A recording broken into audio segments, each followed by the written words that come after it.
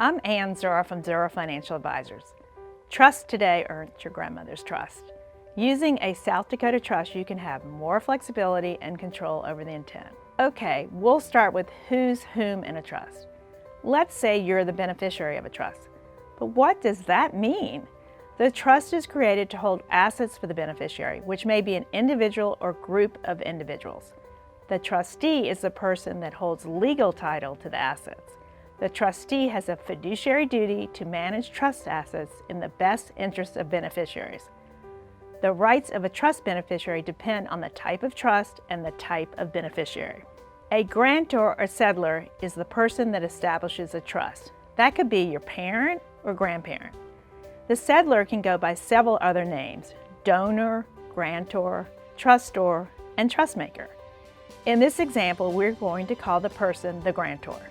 Also in our example, your grandmother set up the trust for you, the beneficiary.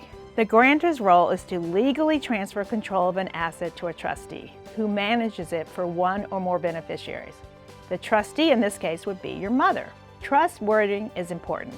The trust needs to reflect the intent of the grantor. The agreement wording needs to be clear and specific.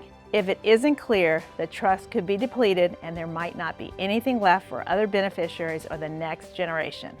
I'm a financial person, not a lawyer, but I do understand the implications if the grantor's intent isn't clear. Here's another example. There was a case where two siblings were the trust beneficiaries. The son has had special needs since birth. The father dies and the son needs more care, and the local family care provider wants to use the trust funds to pay for it.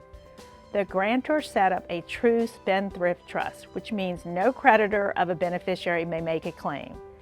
The final decision was that the trust was to supplement, not fully support the son, protecting the trust for the other sibling. In another case, the trust was decided to be a support trust, and the assets would be used for the care of a sister with multiple sclerosis. Her brother said that additional monies were needed for her medical care as she was not eligible for assistance. The trust outlined the sister's medical care as the primary goal, even at the expense of the other beneficiaries. The decision was that the trust should pay for the sister's nursing home care. The key word in both of these cases is the word may and must be read in context to determine if it means an act is optional or mandatory. The trust authorizes the payment, but it is within the discretion of the trustee as to whether the beneficiary needs support, maintenance, or medical expenses. The important takeaway from these cases is to make sure your intent is clear. The South Dakota trust infrastructure using a distribution committee is an advantage in interpreting the intent.